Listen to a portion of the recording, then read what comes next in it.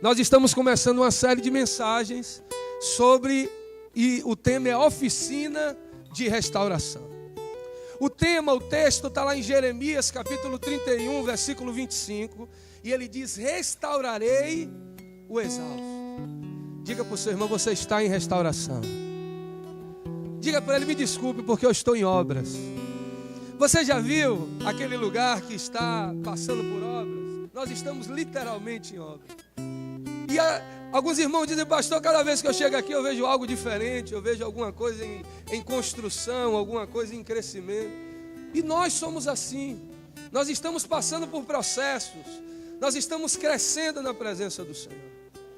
De vez em quando eu estou com meu pai, outro dia eu estava com ele, e a gente passou por um Maverick, um carro antigo, e ele disse: olha, eu tive um carro desse. E eu gosto de um programa de reconstrução de carro, de reforma de carro. E aqueles camaradas vão atrás, vão em quintais, eles compram em leilões carros que foram esquecidos em garagens.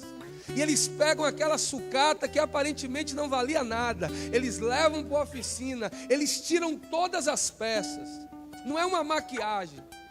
Camarada, quando pega um carro e ele quer ganhar algum dinheiro com aquele carro e ele quer vender, ele dá uma maquiada no carro.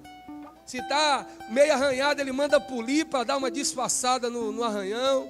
Se está com um amassado muito grande, ele manda dar uma massa por cima, aparentemente fica bom. Eu quero te dizer que nesses dias não haverá maquiagem, nesses dias haverá reforma em nome de Jesus. Não aceite ir para a igreja e apenas dizer: agora está bom. Participar de um culto e dizer: não, agora a maquiagem funcionou, agora está bom. Não, porque Deus quer nos reformar.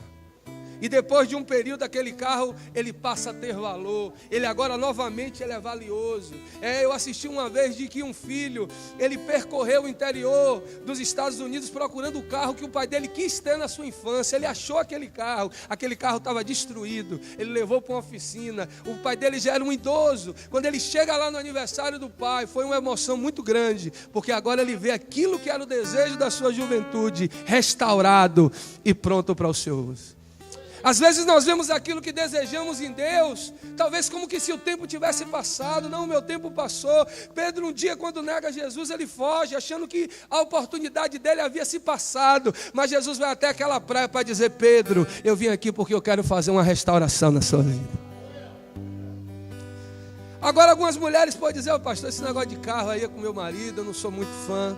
Mas também tem um outro programa que eu gosto, de dois irmãos gêmeos, que um compra a casa e o outro reforma a casa. E reforma de casa geralmente é mais a praia de mulher, porque a mulher é ela que diz como é que ela quer a casa, é onde é que ela quer que bote a coisa. Claro que alguns homens pontuais também gostam, mas a maioria das vezes a mulher que determina como é que ela quer que funcione. Mas independente de qual seja a área que lhe dá prazer reformar, a nossa vida está passando por áreas em reforma. Nós não podemos aceitar aquilo que o diabo tenta trazer, que a gente cresceu para se reproduzir e morrer. Deus quer fazer reformas em nós. Todos os homens que Jesus chamou para ser seus discípulos, eles foram reformados. De algumas vezes de uma forma sutil, de outras vezes de uma forma mais enfática. De qualquer forma, Deus usou meios, usou ambientes, usou sermões, usou ilustrações que eram situações do cotidiano humano, para trazer aprendizado, para que essas gerassem restauração na vida dos seus discípulos. O propósito dessas próximas 8 semanas é nós crescermos em áreas que Deus quer nos fazer crescer. E hoje, a primeira delas é a restauração da nossa fé. Diga para o seu irmão: Deus quer restaurar a sua fé.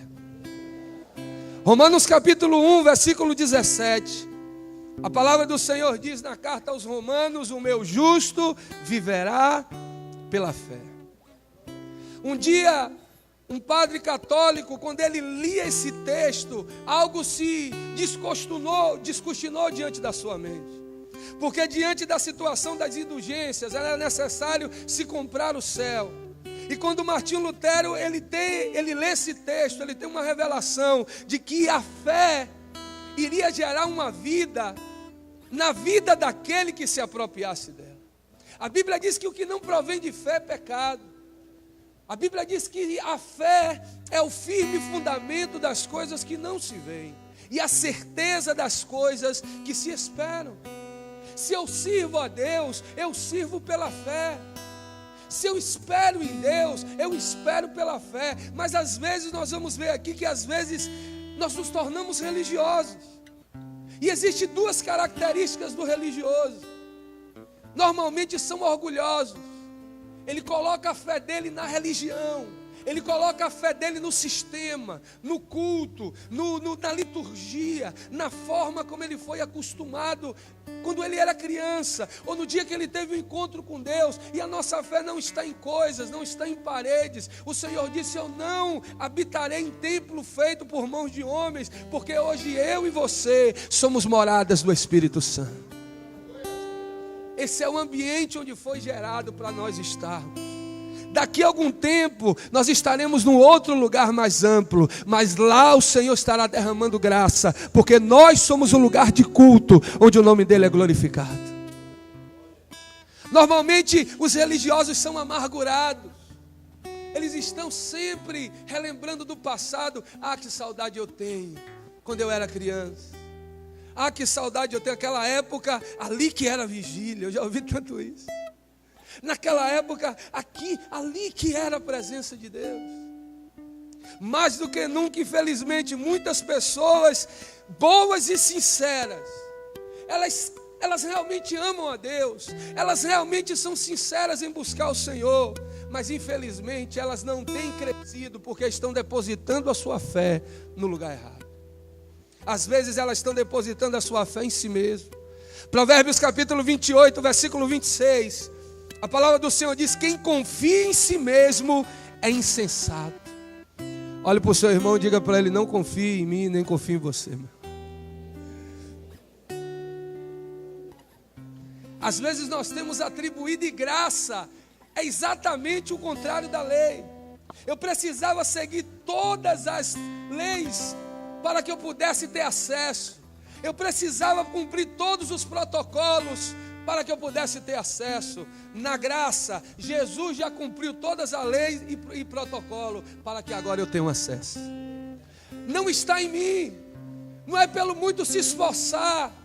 Não é porque você ora muito, não é porque você vem muito à igreja, não é porque você tem procurado se santificar demais. Porque se eu colocar minha fé em mim, no momento em que eu falhar, eu vou me condenar. E aí eu estou invalidando o sacrifício que foi pago por Jesus. Se eu oro muito, se eu tenho estado nos cultos, se eu tenho pago o preço, foi porque Ele me amou e me escolheu para que eu pudesse estar aqui adorando. A Bíblia diz que até o meu desejo de adorar vem dEle. Foi Ele que me escolheu, foi Ele que te escolheu. Não deposite a sua fé em você mesmo. Às vezes, irmãos, nós não temos alcançado de Deus, porque a nossa fé está em ídolos. 1 Coríntios capítulo 10, versículo 14, a palavra do Senhor diz: por isso, meus amados irmãos, fuja da idolatria. Idolatria é tudo aquilo que eu venero. Idolatria é tudo aquilo que me dá prazer, e que eu dedico tempo, e que eu dedico culto, e que eu dedico atenção, e que está como prioridade, e que está acima das outras coisas na minha vida. Quando a gente fala de idolatria, a gente só atribui a uma imagem de um metal, ou de gesso, ou de pau, ou de pedra. A pastora estava falando aqui de rede social. A rede social pode ser muito produtiva, mas se você percebe que ela está entre a sua leitura bíblica, se em vez de orar, você prefere ir para a rede social, se em vez de estar se dedicando às coisas de Deus, você fica preso a informações e a vidas inúteis, ou que talvez até vá macular a sua santidade de Deus, isso é idolatria. O carro é uma bênção, mas se você coloca o seu carro acima de Deus, eu já vi pessoas dizendo: não, eu não vou para a praia, porque senão vai sujar o meu carro de areia. Não, eu não vou dar carona, senão vão pisar e vão sujar o meu carro. Um dia eu vi uma pessoa andando, eu disse: não, cadê o carro? Não, porque estava chovendo, eu deixei o carro em casa.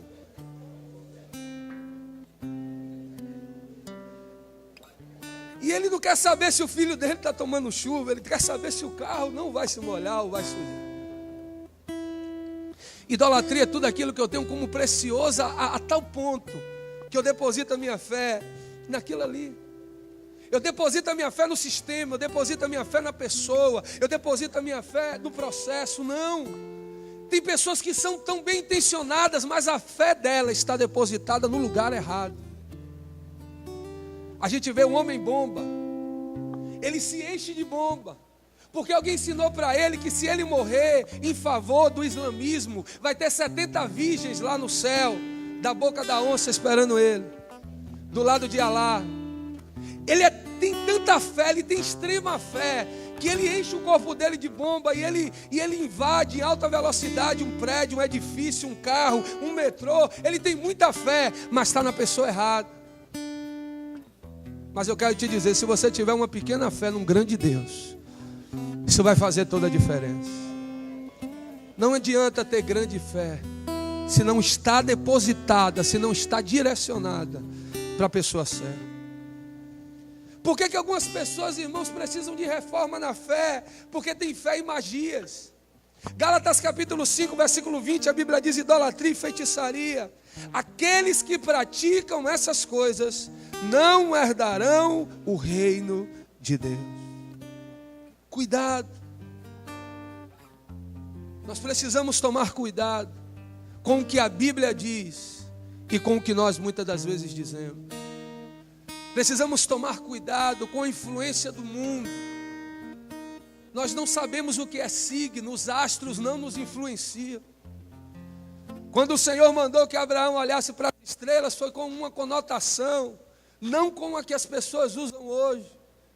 As pessoas, elas estão fora de si, que elas preferem acreditar em seres inanimados do que naquilo que a palavra de Deus diz. É mais fácil acreditar na teoria de Darwin do que Adão e Eva gerou, foi gerado por Deus e trouxe por intermédio daí a humanidade.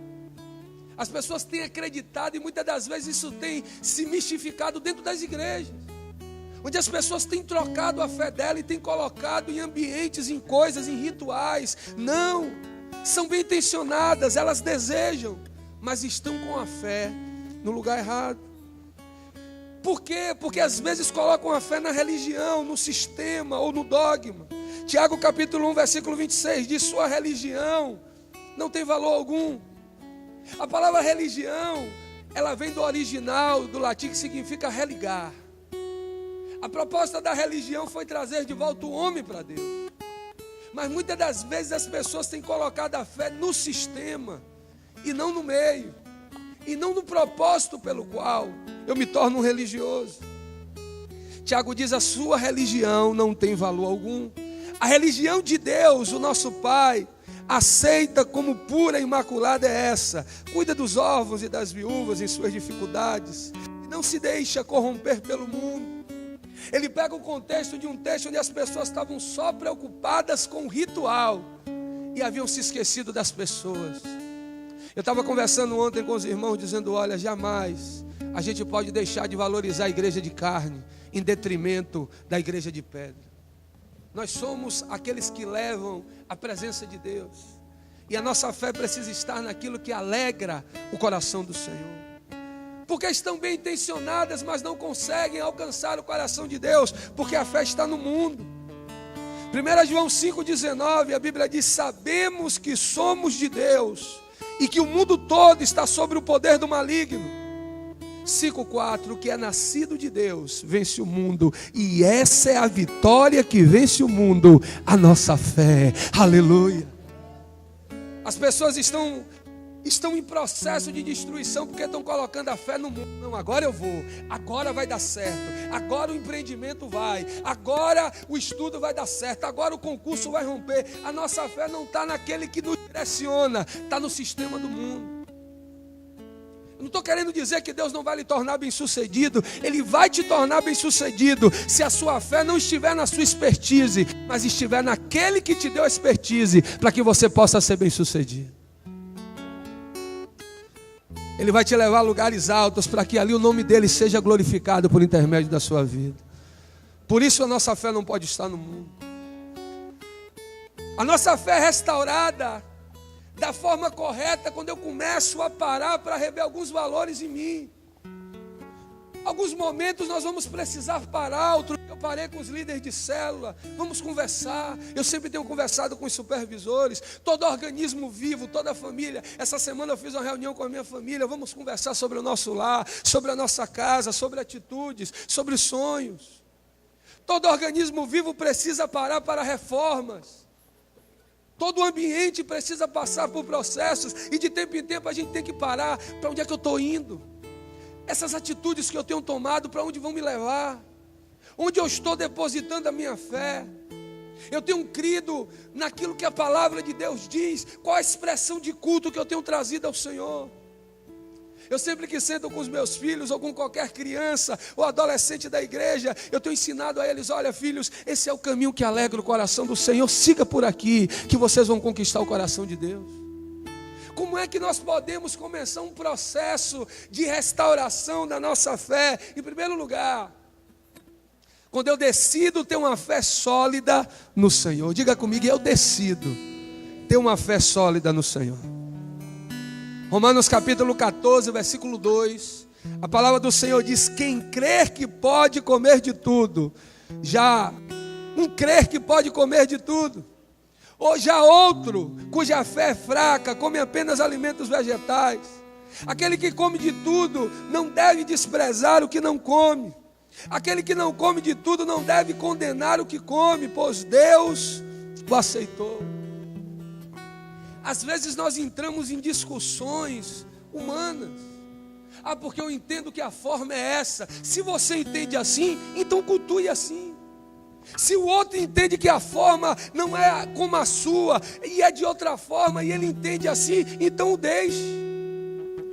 A Bíblia manda nós entendermos que a nossa fé sólida precisa estar no Senhor. A nossa consciência precisa estar em agradar o nome dEle. Existem algumas discussões sobre graça, sobre o guardar algumas leis do Velho Testamento. Para alguns a graça é uma porta mais, é algo mais que traz mais benefícios. Para outros é mais duro, porque antes era apenas se deitar com a mulher e agora é apenas em pensar. Então há vários tipos de linha que levam para discussões de um lado e de outro. A nossa fé não pode estar nessas coisas. A nossa fé precisa estar no Senhor. Diga para o irmão que está do seu lado: decida confiar em Deus totalmente. Se você quer restaurar a sua fé de uma forma correta, você precisa ter consciência do seu pecado original. Romanos capítulo 14, versículo 2. Salmo capítulo 51, versículo 5. A palavra do Senhor diz: sei que sou pecador desde que nasci. Sim, desde que me concebeu minha mãe. Nós precisamos entender, queridos, que apenas o Senhor pode nos redimir do pecado. Às vezes algumas pessoas não entendem quando a gente fala do plano de salvação para elas, porque elas dizem: não, eu sou um bom filho. E aí ela entra naquilo que nós já falamos, ela está colocando a fé em si mesma. Eu não faço mal a ninguém, eu ajudo os pobres, eu tenho um bom testemunho, eu honro os meus pais. E ele começa a atribuir a sua fé nas suas ações. Isso está fora, porque nós somos salvos pela graça. Quando nós vemos aqui que eu restauro a minha fé, quando eu entendo que originalmente nós estaríamos no inferno, mas foi pelo favor de Jesus, foi pelo preço que Ele pagou, foi por este ato que nós estamos celebrando aqui hoje. A Bíblia diz que Ele reúne os discípulos e diz: olha, comam este pão que simboliza o meu corpo, bebam este cálice que representa o meu sangue. Quantos esses elementos forem gerados em vós, trarão ligaduras a mim, e eis que estarei convosco todos os dias, até a consumação dos séculos. Quando eu entendo que não é pelo que eu fiz, mas é pelo que Ele fez. Quando eu tenho consciência que originalmente não estaríamos aqui. Quando eu entendo que existiriam outros melhores do que eu para estar fazendo o que eu faço. Mas aprove Ele me amar primeiro. Aprove Ele me olhar com um olhar diferente do olhar carnal, do olhar de acusação, do olhar do homem, que ele é sanguinário. Ele para na BR muitas das vezes não com a conotação de ajudar. Poucos fazem isso. Ele quer ver o sangue, ele quer ver o que está acontecendo ali. Ele tem consciência de que originalmente ele era um pecador. Mas pelo cuidado de Deus em enviar Jesus, o nosso texto áureo, porque Deus nos amou de uma forma tão plena, que Ele deu o que havia de melhor nele, para que hoje eu e você tivéssemos o direito de estarmos aqui. Você pode aplaudir esse Deus que enviou Jesus? Ele deu o seu melhor.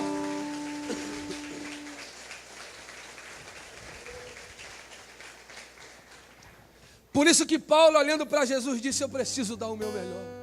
Estevão, olhando para o que Jesus fez, enquanto os homens apedrejavam, ele não quis olhar para o homem, ele olhou para o seu estado de pecador. A Bíblia diz que quando Davi, ele recebe uma pedrada, um dos valentes diz: deixa que eu vá até ele, e eu fira ele com minha espada. Davi: não, deixai-o, talvez seja pelo meu pecado. Ele sabia, ele tinha consciência de quem ele era. Às vezes nós nos tornamos religiosos porque já estamos na igreja, ou porque fazemos algo para Deus. Nós precisamos entender que apenas a presença de Deus pode restaurar. E quando nós colocamos a nossa fé nele, quando nós rejeitamos aquilo que um dia foi gerado, a presença de Deus vem nos fazer crescer naquilo que Ele tem guardado para nós. Nós recebemos restauração quando a gente ouve e aplica a palavra no nosso coração.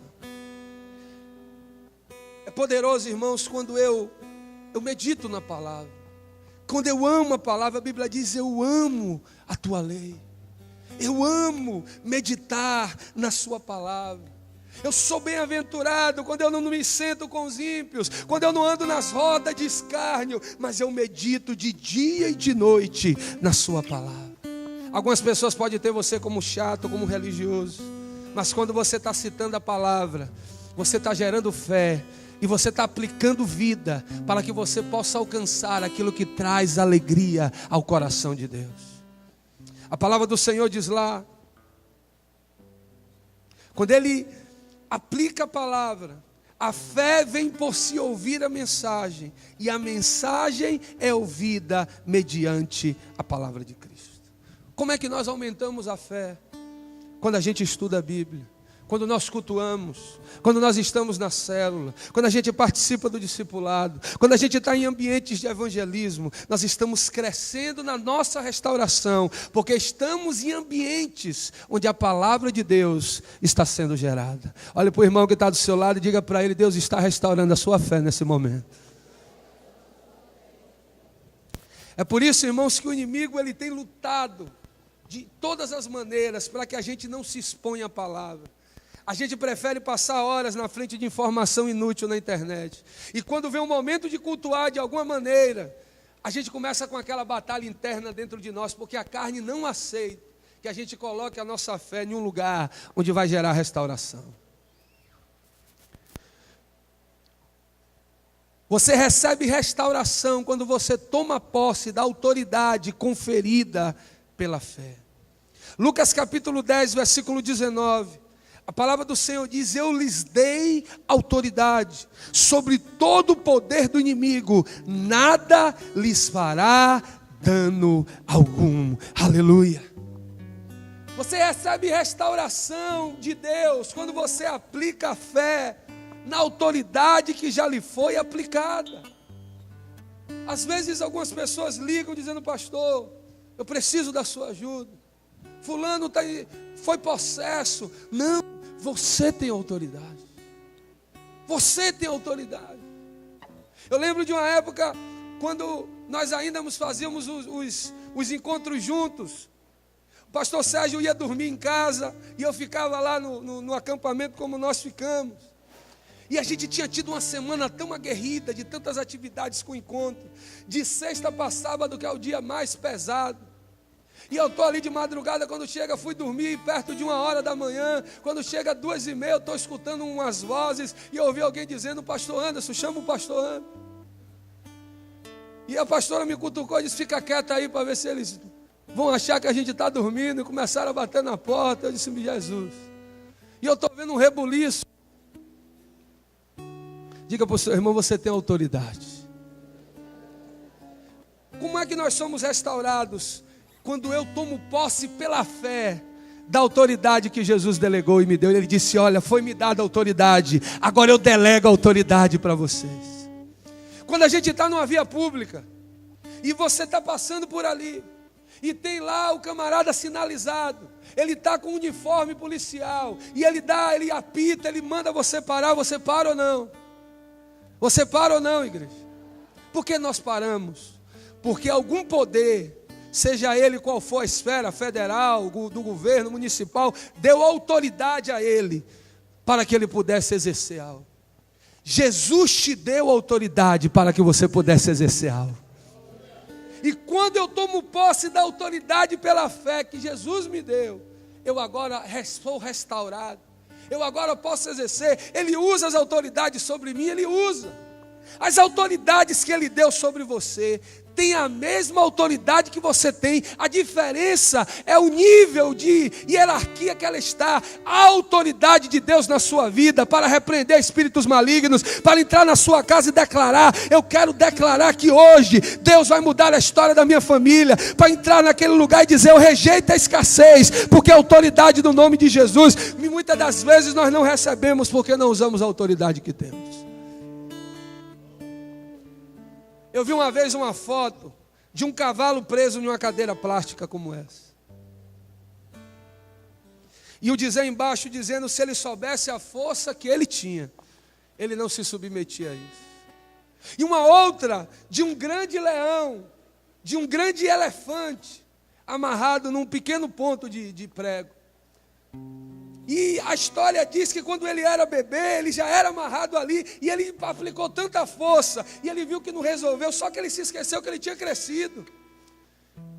Qualquer movimento brusco dele faria com que aquele prego se soltasse, mas ele ficou amarrado àquela opressão de lá de trás do passado. A minha fé é restaurada quando eu tomo posse da autoridade que foi me dada no céu, por intermédio do sangue de Jesus. Eu quero te dizer, meu irmão, que nunca mais a sua vida será a mesma, porque você vai reunir os seus filhos e vai dizer: eu repreendo Satanás a partir de hoje nessa casa. Os meus filhos serão prósperos na terra, os meus filhos serão usados, enviados como flechas, e serão usados poderosamente nas mãos de Deus. Não haverá desviados na minha casa, não haverá homens mundanos, nem aqueles que façam mal, mas haverá aqueles que trarão alegria ao coração do Senhor. A autoridade de Deus na sua vida. Aplique a fé que Ele te deu, e você vai ver as coisas começando a acontecer, pelo poder do nome de Jesus.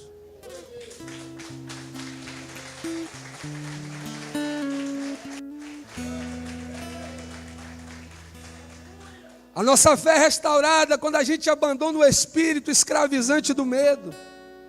Tantas pessoas presas pelo medo, paralisadas por aquilo que foi passado um dia. Hebreus capítulo 12, versículo 14. Jesus também participou dessa condição humana, para que por sua morte derrotasse aquele que tem o poder da morte, isto é, o diabo, e libertasse aqueles que durante toda a vida estiveram escravizados pelo medo da morte. A versão que está sendo projetada aí está na NVI. A Bíblia diz que no Getsemane Jesus olha e diz: Pai, se possível, passe de mim este cálice. Ele teve medo, mas ele não permitiu que o espírito escravizante do medo o impedisse de cumprir o propósito que Deus tinha cumprido na vida dele. E ele diz: todavia, entretanto, não seja feita a minha vontade, mas a tua vontade. Aleluia. Quando Jesus abandona o medo e ele tem uma atitude de fé, Deus cumpre o propósito que tinha de cumprir por intermédio da sua vida. Ele confiou naquilo que Deus havia dito que tinha se cumprir por intermédio da sua vida. Nós amamos Jesus, nós vamos à igreja, e às vezes nós temos atitudes limitadas de medo. Não aceite isso. Todas as vezes que você se encontrar com algo que tente te paralisar, que tente deixar de você alcance aquilo que Deus tinha preparado para a sua vida, rejeite-a pela fé, porque já foi lhe dada autoridade pelo nome de Jesus. Quando você, meu irmão, começa a aplicar a sua fé, você derrota a sua religiosidade pessoal. Se alguém se considera religioso, mas não refreia a sua língua, engana a si mesmo, sua religião não tem valor algum. A religião que Deus, o nosso Pai, aceita como pura e imaculada é essa. Aquilo que eu já falei aqui. diabo faz? Ele tenta nos tirar o foco. Ele tenta trazer situações para que a gente deixe de olhar para Jesus e passe a olhar para falhas de pessoas. A gente aprende que a igreja é um hospital. A igreja é um ambiente de pessoas que estão passando por processos. A nossa crise é que às vezes o processo é diferente do nosso. Quando é igual ao nosso, tudo bem, mas quando a gente está bem naquela área e aquela pessoa não está, aí a gente não aceita aquilo. Maturidade é o entender que como Deus tem cuidado de mim, tem sido misericordioso comigo, tem me feito crescer, Ele vai também ser com aquele irmão e Ele vai me usar para que ele possa crescer até chegar à plenitude de Cristo. Penúltimo lugar, irmãos, eu coloco a minha fé no lugar certo. Quando eu cresço e deixo para trás a imaturidade pessoal. Lá em 1 Coríntios capítulo 13, Paulo, ele fala da necessidade de deixarmos a inconstância. Eu não posso cuidar de um bebê recém-nascido da forma que eu cuido de uma criança de 7 anos, da forma que eu ensino a um adolescente de 12, da forma que eu conduzo um jovem de 17, na forma que eu cobro um homem de 30. São etapas diferentes. É diferente. É aceitável você corrigir em amor atitudes de uma criança. E já é repugnante você ver certas atitudes já de um adulto. Quando eu era menino, eu falava como menino, eu pensava como menino, eu raciocinava como menino. Mas quando me tornei homem, deixei para trás as coisas de menino. Tem muita gente na igreja que ama Jesus, que é bem intencionado, mas não tem galgado o crescimento, não tem visto a restauração. Às vezes se decepciona com Deus, porque vê a prosperidade de um, vê o crescimento no ministério de outro, porque vê o outro galgando aquilo que ele gostaria de galgar, porque tem tido atitudes de menino. Eu quero declarar que nesses dias Deus vai fazer meninos crescerem aqui, em nome de Jesus. Ele quer trazer restauração no nosso caráter. Ele quer que nós sejamos, e Ele quer que estejamos sendo preparados para ser a noiva. Que quando Ele vier, quando Ele dizer está preparada as bodas, é preparado morada. Quando Ele chegar, Ele vai encontrar azeite na nossa botija, para que nós possamos entrar e passar toda a eternidade com Ele. A Bíblia diz que ali não haverá dor, ali não precisará de esperança, ali não precisará de dons, ali você não precisará, porque agora você apenas vai desfrutar da presença do amado. Aleluia. Meu filho hoje de manhã foi me chamar assustado, dizendo: meu pai, eu acordei, eu tive um sonho, Jesus está voltando. Eu falei: está voltando mesmo. Fique pronto, porque a qualquer momento ele vem. E um dia ele disse: mas pai, se ele vier e eu não vou crescer, eu não vou casar, eu não vou ter filho. Eu disse: você vai ter coisas melhores do que isso lá no céu. A nossa oração é que ele venha. Ora, vem, Senhor Jesus. Vem buscar a tua noiva, vem buscar a tua igreja, vem nos buscar. E se isso ainda não aconteceu, isso nos traz temor de que ainda há coisas a serem feitas em nós, e ainda há coisas a serem feitas através de nós. Foi por isso que o homem de Deus disse: é por isso que eu me deixarei gastar, para que o reino se cumpra, para que vidas se rendam, para que o nome do Senhor possa ser glorificado, para que o propósito aconteça, então ele possa vir. Nós temos visto feitos, alguns já profetizaram que talvez essa seja a geração que não conheça a morte. Talvez ele venha daqui a 50 anos, daqui a 100 anos, eu não sei. Eu sei que nós precisamos estar prontos e reformados, para quando ele vier, ele possa achar graça ao nosso coração. Você vence, meu irmão, você alcança a fé, você alcança a restauração, quando você vence a instabilidade emocional. Salmo 119, 113. Odeio os que são inconstantes, mas amo a sua lei. Se esse texto não estiver grifado na sua Bíblia, meu irmão, risca com bique, compra uma neon, marca a página, porque ele diz: olha, eu odeio os inconstantes. Inconstância é aquele que um dia vai, outro dia ele não vai. Um dia ele quer, outro dia ele não quer. Um dia ele reúne e diz: eu perdoo, no outro dia ele não quer nem ver. Um dia ele quer, outro dia ele é assim, ele é como uma onda do mar, ele faz aquele barulho todo, aquela zoada toda. Quando chega na beira, ele se desmancha. Não seja inconstante. comece bem e conclua bem. A Bíblia diz que melhor é o final das coisas do que o seu início. Se aplique, seja empenhado, seja dedicado. Pessoas não vão reconhecer, pessoas vão criticar, pessoas não vão entender, alguns vão abandonar no meio do caminho. Continue a sua caminhada, continue no seu ritmo, continue olhando para o autor e consumador da fé. A Bíblia diz que o caminho do justo é como o sol, ele vai amanhecendo, ele vai clareando, até ser dia perfeito.